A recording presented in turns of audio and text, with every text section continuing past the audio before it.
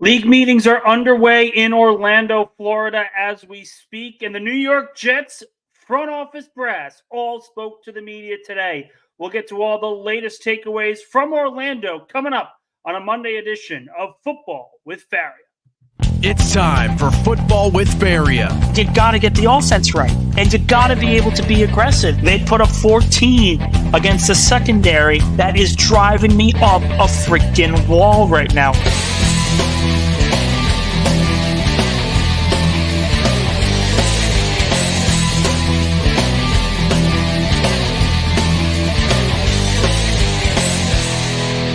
Now here's your host, Nick Faria.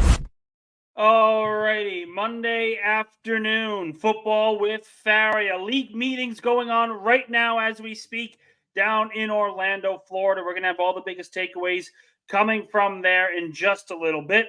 Football with Faria here, my host, myself, Nick Faria. For those of you guys jumping on for the first time, appreciate. Welcome to the team.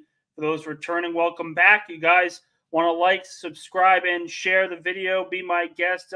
Any help is always appreciated. So, as we teased, there's a lot to take away from day one of league meetings. A lot of different rule changes. The hip drop tackle is now banned. Let me know what you guys think in the comments about that. A potential rule change for the kickoff could potentially be coming. But if you're the New York Jets and you're a Jets fan, the one thing that I will say in these meetings, and not a lot of people agreed with me today when I posted it Monday morning at like 10 o'clock in the morning after Robert Saleh spoke with members of the Jets press. But Saleh spoke in the morning, and the biggest thing that I said was everything he says on March 25th, 2024 does not matter. Unless it's a major update about a particular player, and he did give a couple of updates that we'll get to in just a little bit. But unless it's about a particular player, the majority of the stuff that he says can't be seen as gospel because things change in the NFL. There's so much that changes. Robert Saleh was talking about needs at running back, in safety. Those needs aren't going to be there at the end of April's draft. The Jets will probably sign a running back. They'll probably draft a running back or a safety. There's going to be holes that are filled over the next couple of weeks and over the next couple of months. Remember, we have close to 6 months before NFL games are actually played. Truly, truly played. So at the end of the day, well, we can be stressed about what Robert Saleh said about this and Robert Saleh said about that.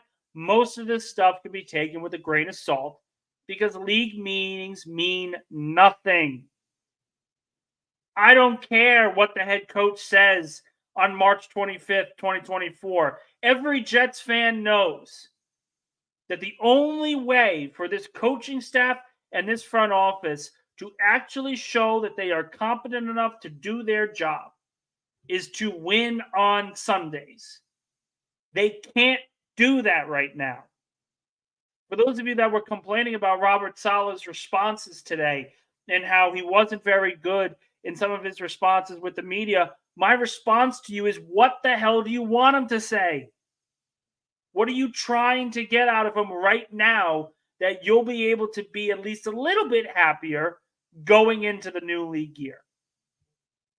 There is absolutely nothing that Robert Saleh said today that was wrong, concerning, or frustrating in any light. He even acknowledged himself that the only way that this front office, that this coaching staff can be judged is by wins and losses, and they need to start winning. He agreed with Woody Johnson that the wins need to start. Everything he said today, Jet fans have been clamoring for months, for years. No one is shy about the status of the New York Jets right now. No one is concerned about the plan in place for the Jets because everyone knows The roster is good enough to win. The coaching staff now must put it all together. Some people were upset. I think those people are stupid. What do you want your head coach to say to make anything feel better on a Monday morning and league meetings in Orlando, Florida? Practices haven't started yet. The draft hasn't started yet. Nothing has happened. Nothing has happened in any shape or form that is going to change Sunday's outcome for the Jets on game day. Nothing's going to change. The coaching staff must prove themselves. And if we're going to sit here and complain nonstop because Robert Saleh didn't give a particular answer the right way until the practices and games actually start, then what the hell are we doing here? What the hell are we doing here, guys? It blows my mind the people that are upset over Robert Saleh's comments today. Not that they were wrong, because again, what Robert Saleh said, nothing was wrong. He understood they needed wins. Mike Williams may not be ready for the start of training camp. The team is going to be diplomatic when it comes to Zach Wilson. Aaron Rodgers is expected to be back for OTAs. Nothing that he said of substance was wrong in any way. And I think people need to calm the hell down, for those of you still angry about Robert Saleh as a head coach talking in league meetings, because it just looks childish. It looks absolutely childish. But, like I said, there were some big takeaways today. And for those of you guys, I want to hear what your comments, I want to hear questions. You guys want to call in, the link in the YouTube description is down below. We'll try to get to all your comments and questions throughout today's show. But the biggest takeaways today have to be the health updates of certain players. And obviously, the big question marks are going to be wide receiver Mike Williams, guard Elijah Vera Tucker, and the new and improved offensive line. And it was interesting today because Brian Costello asked this question about Saleh, and if I was there, I would have asked the same question. Last season, the New York Jets walked into training camp with 2 to 3 guys that were expected to start in week 1 not participating in practices. And they did not get their full offensive line together until the final week before the regular season. And it showed. It showed in the way the team played. It showed in the way the team communicated. They were not in sync along the offensive line. And that must change in 2024 if the Jets are going to alter anything in the wins and loss column. Anything. Chemistry, camaraderie, it's so important. So important. So, hearing Mike Williams won't be ready for training camp, and hearing Elijah Vera Tucker may not be ready for training camp, that's not a good sign. But you know what's the beauty of this? It's March 25th. Things can change. If they are not ready for the start of training camp and the offensive line looks better in year 2 under Keith Carter, we are not having these same conversations. It's all about the results. And with another year of Aaron Rodgers being in the team facility, it's pretty much a foregone conclusion that the offense is going to look much better than it did in training camp last year. And I was there every day. The offense had some solid days, and the majority of the days were really, really bad. Really bad. The offensive line was atrocious. Rodgers didn't have enough time to throw. The defense was just absolutely dominating.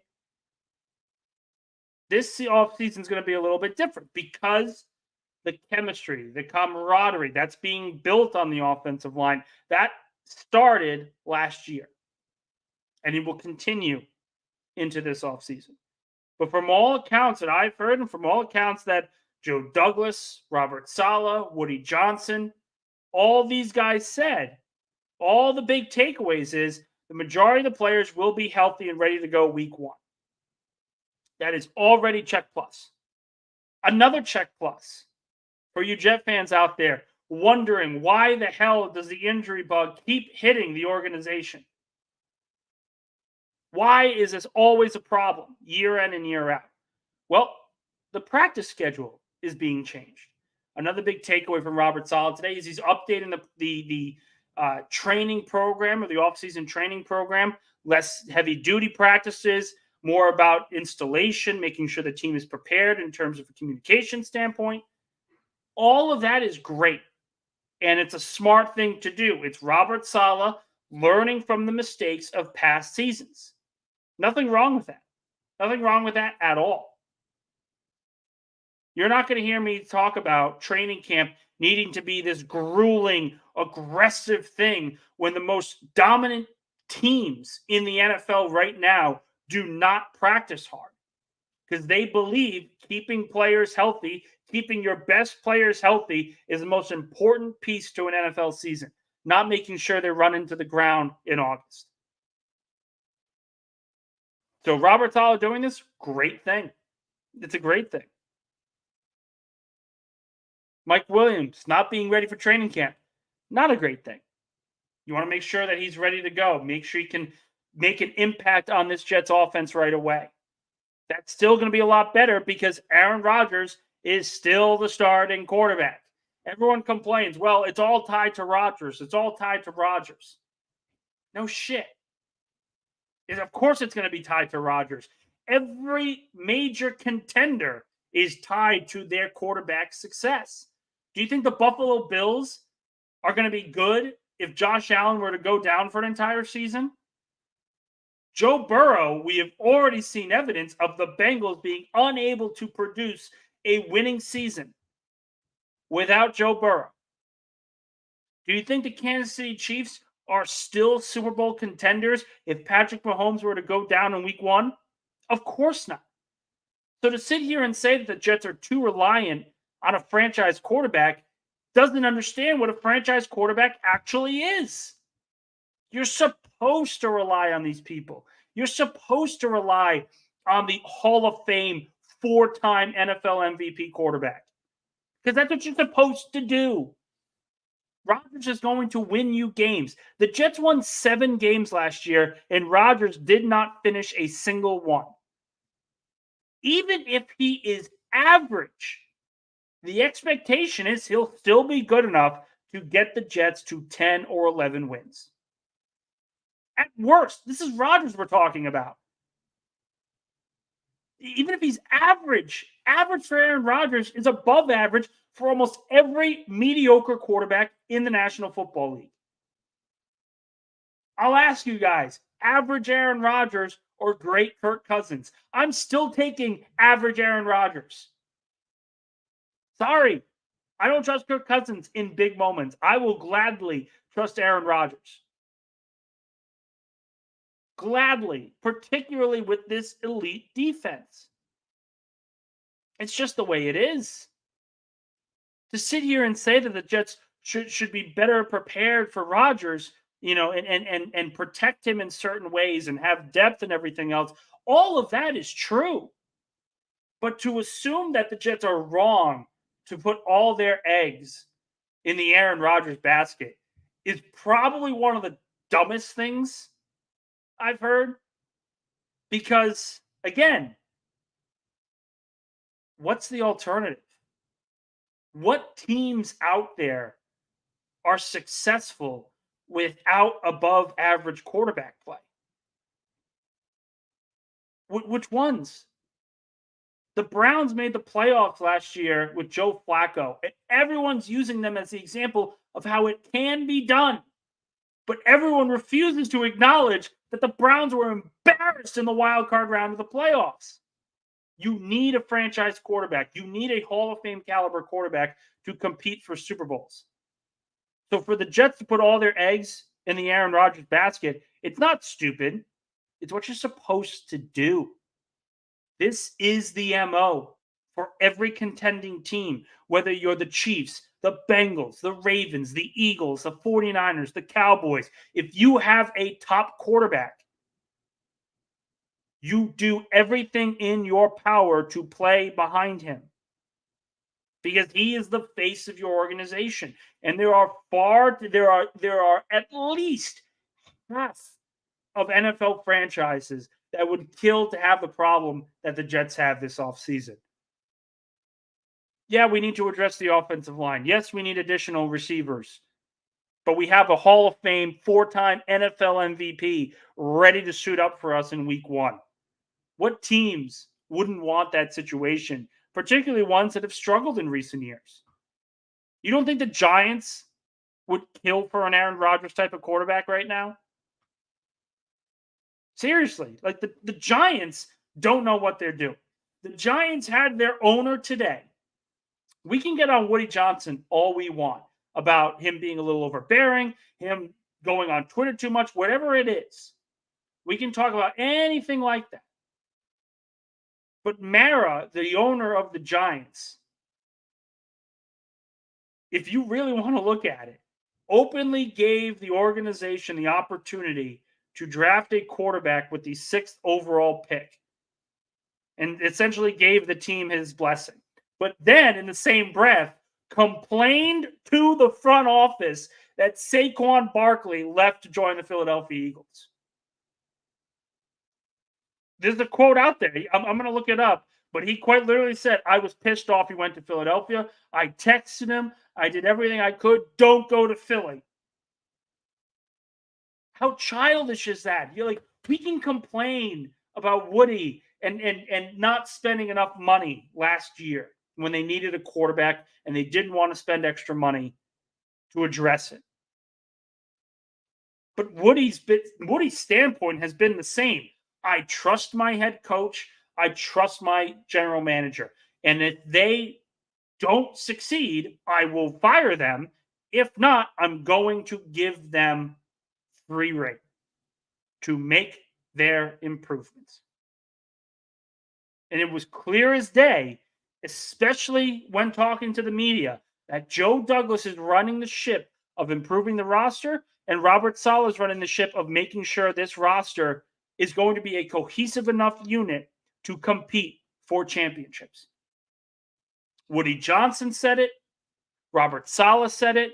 The Jets have had an excellent offseason to this point. People complained nonstop that the Jets would be unable to solve 3 offensive line holes, starting caliber holes on the roster. Everyone questioned it. And in less than a week, Joe Douglas got upgrades at every single position. Tyron Smith is a massive upgrade over the running table at left tackle. Morgan Moses is a massive upgrade over Mekhi Becton at right tackle. John Simpson is an upgrade over Laken Tomlinson. People don't want to admit it, but him as a run blocker, Simpson as a run blocker, significantly better than Tomlinson. Significantly. So I look at the Jets offensive line and people will say, it can't be done. You can't solve 3 holes in one off season. And Joe Douglas did it in a week. A week. We can talk about Joe Douglas's ineptitude in past years, but I can't look at their offseason as anything less than a resounding success to this point. And it's not over. It's not over in a long shot. The team still has to address safety. Robert Saleh said as much. The team wants to bring in another running back. Saleh and Douglas said as much. But if we look at the full totality of where the Jets are right now compared to the start of the 2023 season, it's hard not to look at this and say, this is a AFC contending roster. Aaron Rodgers, whatever you think about him, at his best, he can compete with the best quarterbacks in that conference. Breece Hall, at his best, can compete with the other top running backs in the conference. Garrett Wilson and Mike Williams, as a duo, can compete with the best duos in this conference. The defense, a top 3 unit in the NFL, already is competing with the top teams in this conference. Just do the math.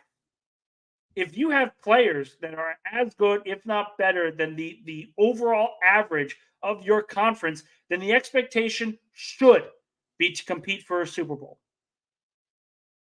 It should be. It's just, I look at what the Jets are doing this offseason, and I don't find a bad decision. I don't. They brought in Javon Kinlaw. They brought in another defensive tackle, helping solidify the depth inside. Then they addressed the backup quarterback position with arguably one of the best backups out there. You brought in the best available free agent at wide receiver, the best available left tackle in free agency. You traded for one of the top right tackles in the game. What more are you looking for from your executive team? This is a quintessential off-season win without having to spend major money. 100%. And the one thing that's interesting, Robert Saleh also said this today, that was a big takeaway. But he talked about the quietness of the Jets off season. And I posted a story earlier today on Sports Illustrated. For those of you guys just jumping on, appreciate it. But check out on Twitter, Nick_Faria. It's that beautiful little, right there. Nick_Faria1720. Posted a story earlier today about Robert Saleh's big takeaways from his media session this morning. And if I look, and you guys look back and you listen to some of the quotes, he talks about the quietness of the offseason. Remember, last year the Jets just had a media circus everywhere they went, simply because Aaron Rodgers wanted to come here. And the circus continued into training camp because of Hard Knocks. You don't have that this year. The Jets offseason is going to be one of the more quiet ones for contending teams, because they simply are a 7-10 team that greatly improved the roster, aren't putting massive expectations on their shoulders, and are just trying to go out there and play. And I continue to say that the Jets need to start 2024 very hot. They need to show that they can compete right away with the top teams. They've got to start 4-1, 5-1, over 500 through the month of October. However that is, they've got to start out hot. But I'm inclined to believe they will, simply because there's not as much distractions following the team. There's no Hard Knocks coming back to Florham Park.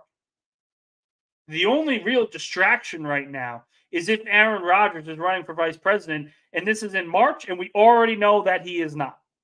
We already know he's not. So Robert Saleh talking about quietness of off seasons, he's absolutely right. The Jets are going to be better off having a quiet off season without having to worry about anything. It's just a matter of fact. Talk about some of the meetings that we had earlier today for the Jets. And another takeaway from Saleh and also Joe Douglas. I want to transition from Saleh to Douglas now. Because he also spoke today. Woody Johnson, we'll get to in a little bit. But Joe Douglas spoke about being flexible on draft night. The success that the Jets had in this offseason, in free agency, Tyron Smith, Mike Williams, Morgan Moses, all these quality starters. It'll allow the Jets to be flexible on draft night wherever they want to go. And he's absolutely right. And the interesting thing that I want to bring up here, guys, Woody Johnson didn't really shut it down. Joe Douglas didn't really shut it down. But I continue to say this. If a situation arises where Drake May or J.J. McCarthy, but it sounds like Drake May, if Drake May were to fall to 10, would the Jets consider drafting the North Carolina quarterback over guys like Olu Fashanu, Brock Bowers, or maybe even Romeo Dunze? Is that a possibility? And Joe Douglas kind of left that door open today. He kind of left that door open. Not to say that they weren't going to take a quarterback or they were even going to consider it. But I think it was Rich Cimini that asked him if he'd be willing to take a quarterback. And Douglas essentially said, we are in a position now to do whatever is best for the team. We're going to look at it from the long-term perspective, and we're going to look at it from the short-term perspective. And the minute he talked about the long-term implications, the buzzer went off saying quarterback. Quarterback, quarterback, quarterback. Would Jet fans be happy if Drake May was drafted by the team at 10?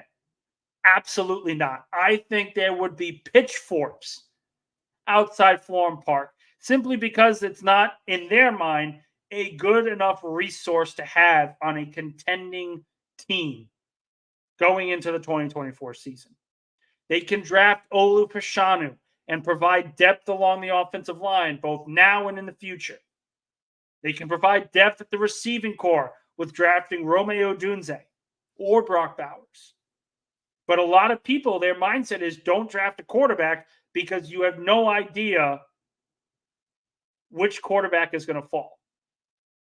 And the question was brought up. It's not me circulating it. Joe Douglas literally said this, that the team would be willing, or at least having the conversations of drafting a quarterback with the 10th overall pick. They're not ruling it out.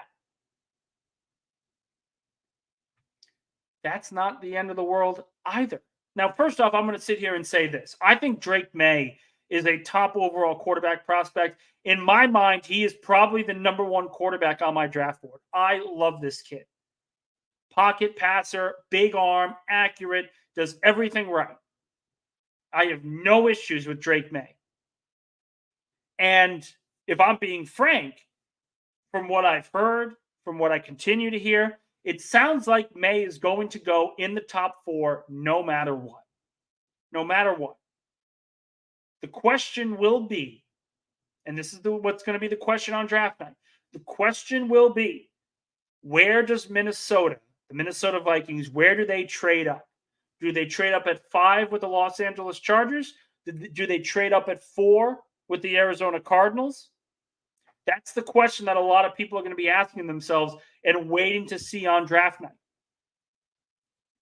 If they do, and the Vikings trade up to 5, most likely J.J. McCarthy or Drake May are gone by the 6th overall pick. And then the question then becomes, okay, well, it's not May, it's not McCarthy, it's Bo Nix or Michael Penix over, I don't know, Fashanu, Fuaga, Bowers, and Odunze. And I don't care who you are. I'm adamantly saying the Jets, it's not a bad idea to take a quarterback at 10 if the right one falls. But if you are reaching for Bo Nix or Michael Penix, that is a massive, massive mistake. And I don't think the Jets are going to do that. I think what they're telling teams are, if a quarterback is falling at 10, it's open season. Let's get a deal done. Let's trade back. They have no problem doing that. And I think ultimately, you want to talk about the big takeaways from this? It sounds like the Jets are having an open season with the 10th overall pick. They are going to listen in on teams interested in trading up to 10 for a top receiver, a top corner, a top offensive lineman, whatever it is. The Jets are open for business with the 10th pick. That's what this tells me. Not so much that they're going to be available for a quarterback, because I still think they're going to draft one in this draft. I still think one's going to be selected. And if Drake May falls, you'll have a hard time finding me argue against Drake May being the pick at 10. But this draft screams that the Jets are going to trade back, accumulate a second-round pick, or accumulate a high third-round pick, and then take an offensive lineman in the 20s. I continue to circle Fortanu. Try to draft Christian Haynes, get a receiver in round 3, or add another pass rusher in the 2nd and 3rd rounds. I have a hard time seeing the Jets drafting defense in round 1. I have a very hard time seeing it. I have an easy time seeing why they would draft a receiver in round 1, a offensive lineman in round 1, a quarterback in round 1. If they were to take any offensive player, I think most Jet fans will understand and be relatively happy that the plan is in place. If they take Drake May at 10, the plan is in place because they have a good enough team right now to compete for a Super Bowl with Aaron Rodgers. And then you would have a rookie quarterback on a rookie deal growing behind one of the greatest quarterbacks of all time, learning the game. And by the time he's getting into the starting role, the Jets will have massive contract extensions already given out to Sauce Gardner, Garrett Wilson, Breece Hall, Jermaine Johnson. You won't have to worry about cap space because they'll already be under contract. And your young quarterback will still be on a rookie deal. All it does is reset the Jets roster, allows them to build the roster the way it's intended, the way it needs to be. That is a perfectly laid out plan for the Jets should they go that route. If they were to take an offensive lineman, that's perfectly fine too. The plan's in place. You have the depth needed to succeed in 2024 should Tyron Smith, Elijah Vera Tucker, Morgan Moses, any of those guys were to go down, you have the necessary depth available. That alone is a plus and a clear plan for the Jets. And then you have the receiving position. Maybe they draft Brock Bowers or maybe they draft Romeo Dunze and say, we want to surround our quarterback with as many weapons as possible. They'll still take offensive linemen in the draft, but in as deep a class as this one is, you can get strong caliber starting players in the second and third rounds. So let's play devil's advocate here. They draft Romeo Dunze at 10. And then they draft Christian Haynes in the second round or Patrick Paul in the second round after a trade down. Those guys are available. The Jets take them. Now the Jets have a quality top receiver to pair with their already young phenom in Garrett Wilson. They have a young offensive line that they can develop behind two veteran stalwarts on both the left and right side. And you can produce and allow Rodgers to mold the offense the way he wants.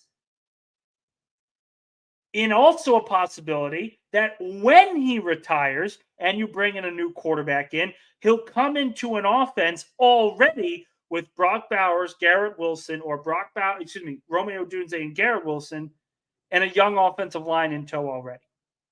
The Jets cannot do wrong in any draft selection as long as it's on the offensive side. I want this hammer in everyone's head because I don't want to hear about it on draft night. When I do my live stream on draft night, I don't want to hear, why did the Jets do this? Why didn't they go a different route? I don't want to hear it. What I want to hear is, okay, they went down the quarterback path, or they went down the offensive line path, or the receiver path. And everyone says, okay, I get it. Let's roll into round 2. That's the only thing I want to hear. Because they're not taking a defensive lineman. They're not taking a corner. They're not taking a linebacker. I can't see it. There's no path there for them to take any of those guys. There's nothing.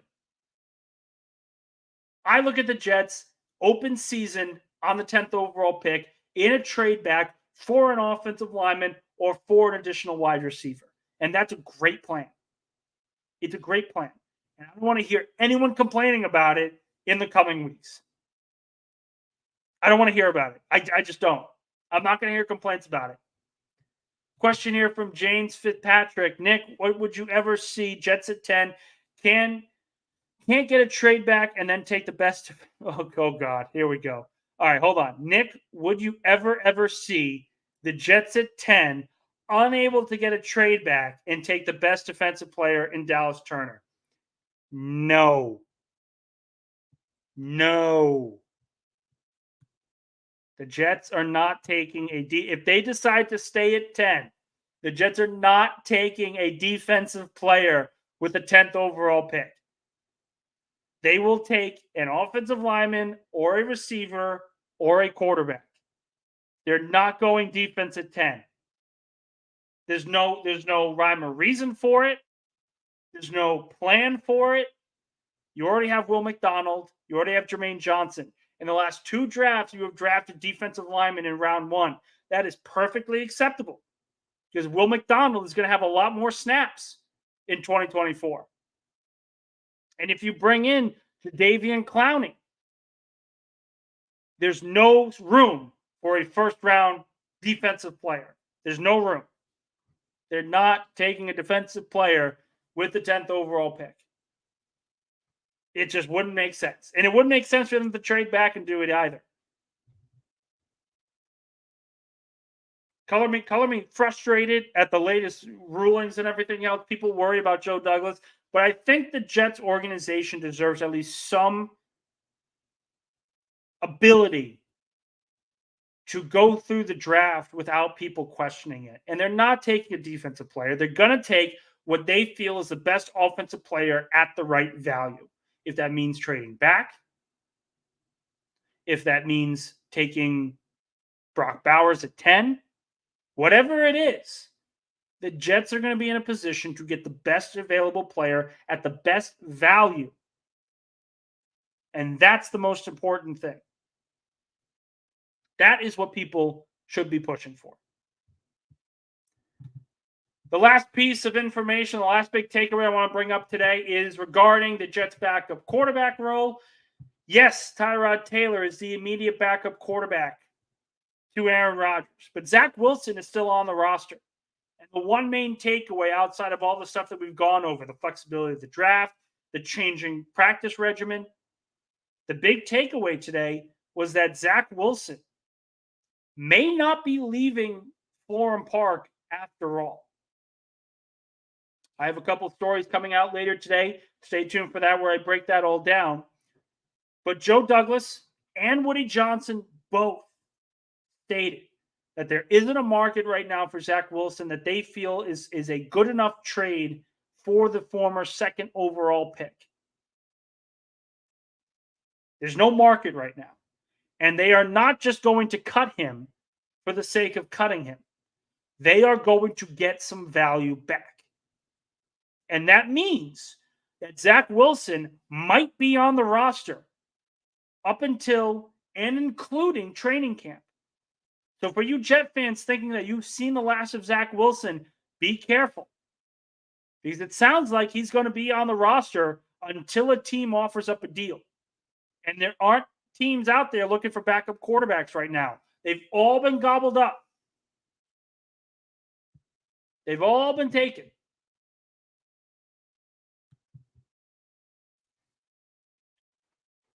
So if you're the Zach Wilson, first off, if you're Zach Wilson, you're pissed off.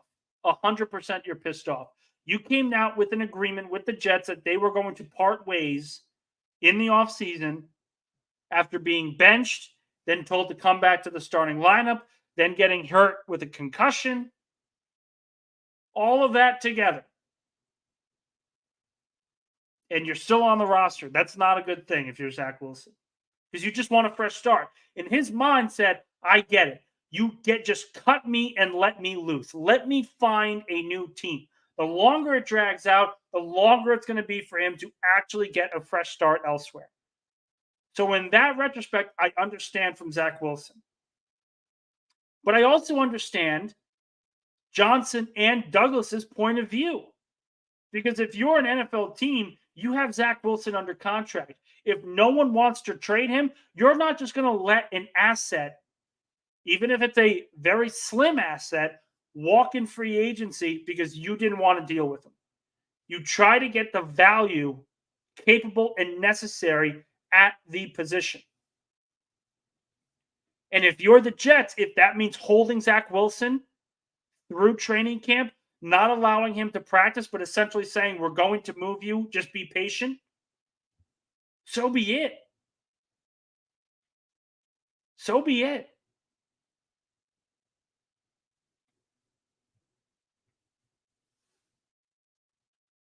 the thing that I will say, and people will look at it and say, how is Zach Wilson's market going to be any better in training camp? Well, the obvious answer, very simply, is that injuries happen in training camp. Jet fans know this. Injuries happen in training camp. And if you are a team that has his backup quarterback go down or a starting quarterback go down, you want to accumulate some protection in the starting lineup. It's happened before. Sam Bradford, and I'll never forget this until my dying day. Philadelphia in 2016 entered training camp with 3 quarterbacks, all making over, I think it was like $15 million, something along those lines, where they were paying Sam Bradford, Chase Daniel, and Carson Wentz a combined $80 million in 2016. And then what happened? They drafted Carson Wentz with a 2nd overall pick. They signed Chase Daniels to a free agent deal to back up Sam Bradford for the 2016 season. And then what ended up happening was Teddy Bridgewater tears his ACL in practice.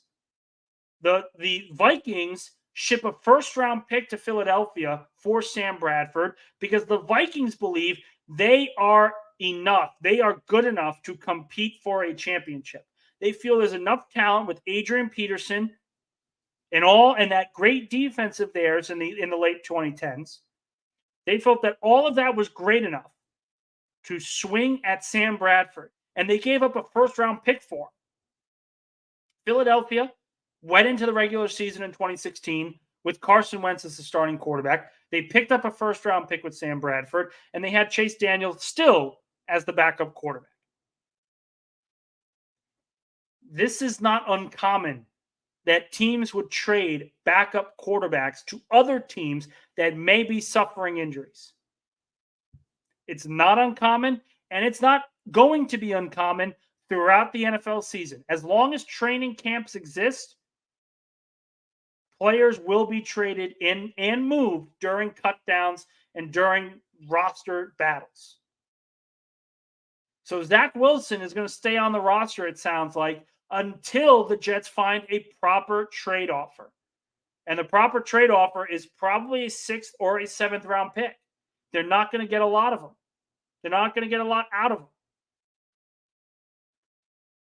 But if that means going into training camp with Wilson not participating or just standing on the sidelines as the 4th quarterback, that's okay. Because it means the Jets are just going to wait for an injury to happen, and they're going to ship Wilson off to the bidder that is willing to bring him in. Very clear today that they were not going to cut Zach Wilson. And that means Wilson might be a New York Jet for a few more months, but that doesn't mean he's going to be a New York Jet for long. I still think they're going to get rid of him before the season starts. I still think his time is up here.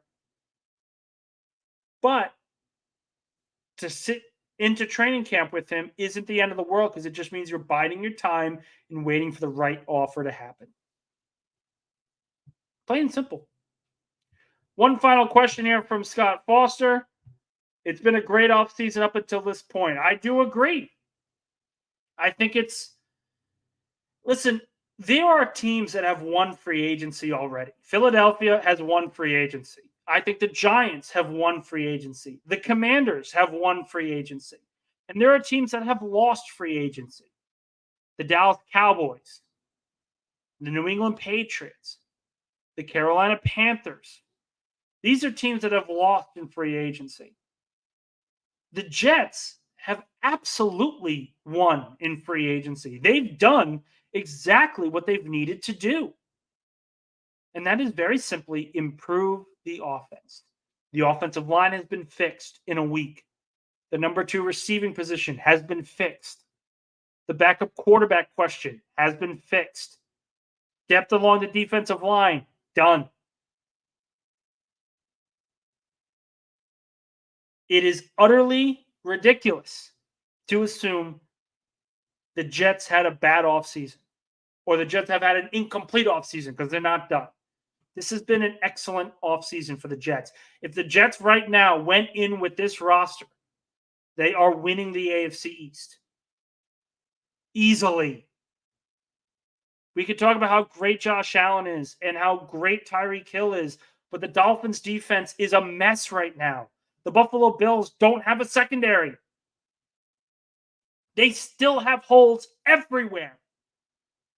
The Jets are the most complete roster in the division.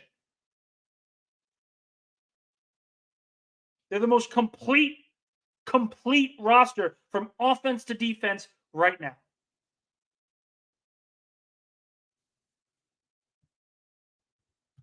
It's just plain and simple. All right, I see some comments pulling in from Dane Scott, so I'll bring back Scott. Nick, what's your choice at 10 if the draft goes as everyone's expecting? If the Jets are in at 10, then that means Brock Bowers and Olu Fashanu are going to be available. And I still think if that's the case, the Jets should take Olu Fashanu at 10. However, in a week, I might decide that trading back for Troy Fautanu, picking up a second-round pick, and taking Christian Haynes in round 2 might be the best option.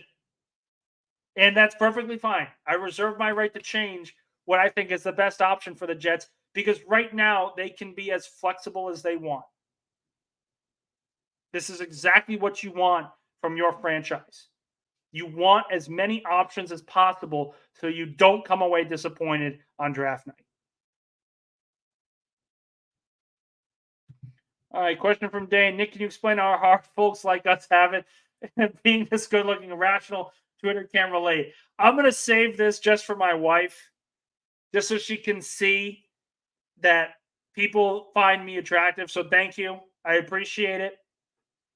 But yes, I got into it a little bit with people on Twitter today. You can look on my Twitter feed. You'll see it. I have very little patience for people that just want to be angry for the sake of being angry. It doesn't make sense. The Jets have had a great offseason. They have solidified their offensive line.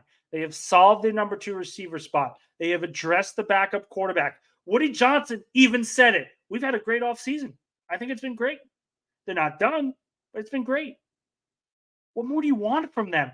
What moves do you want this Jets team to make right now that they already haven't made? And my favorite part was the people complaining about Robert Saleh's answers, which I think is the most moronic take to have when you're March 25th of 2024. They have not practiced. They have not even started OTAs. What the hell are we doing expecting the coach to have all the answers on March 25th? What answer do you want Robert Saleh to have on March 25th? The biggest thing hurting Robert Saleh right now is his record. He has had a horrific record as head coach of the New York Jets. 3 straight losing seasons. And if this season does not turn around and they don't make the playoffs, odds are it will be his last. But to sit here and say that Robert Saleh was terrible today is just ridiculous. It's March 25th in league meetings in Orlando. Who cares?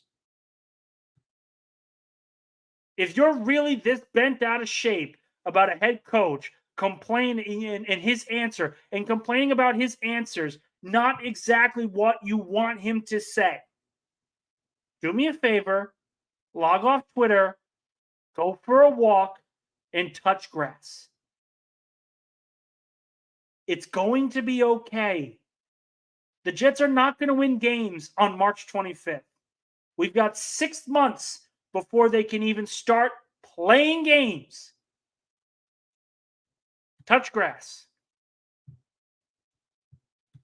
Question from Red John. Do you like Mike Pratt? I don't, but some do. I'd rather have Rattler or Travis.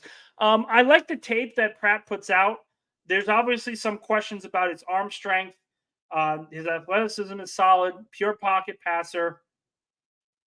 But I do agree. I think if the Jets are looking at a project quarterback to be taken in the later rounds, I think Jordan Travis is the obvious choice. He's been the obvious choice since he broke his leg, whatever officially it was. But listen, I like Pratt. I like Rattler. Travis is the pick because Travis has the athleticism. He's got the arm. He's got good anticipation. He was and was going to be in the running for the Heisman Trophy had he not gotten hurt. Florida State, if Jordan Travis did not get hurt, was going to the college football playoff.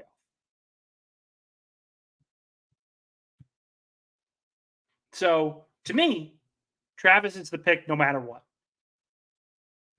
One final question here from Zaymart. Are you considering releasing your program in a podcast format?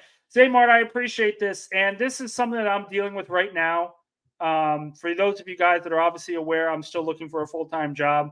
And being on the unemployment line and doing part-time work is not exactly the easiest for your mental health. So I kind of do this on Mondays and Wednesdays and hopefully some Fridays to potentially just, get back out there, continue to talk football, keep my brain from collapsing in under itself. So yes, in the long run, I hope to bring this out in podcast form. I hope to bring out some clips and put it on TikTok. But ultimately, it's going to happen. I don't know when, because I need to be in a good mental space to actually go out and do these type of things. And I'm just not right now. And hopefully when the job search ends, I'll be able to do that where it won't be so much of an issue. But yes, that's essentially my answer. I'd love to do it. We'll see what happens in the future. So 5:57, we've been on for just about an hour. Appreciate all of you guys for jumping on. We'll be back on Wednesday. Some additional takeaways from league meetings. We'll talk in depth about the hip drop tackle. If you guys think it's wrong to ban it, if you guys think it's right to ban it, we'll get to all of that on Wednesday. And of course, some additional takeaways from the Jets. So appreciate all of you guys from jumping on. I will see you all on Wednesday. Have a great night.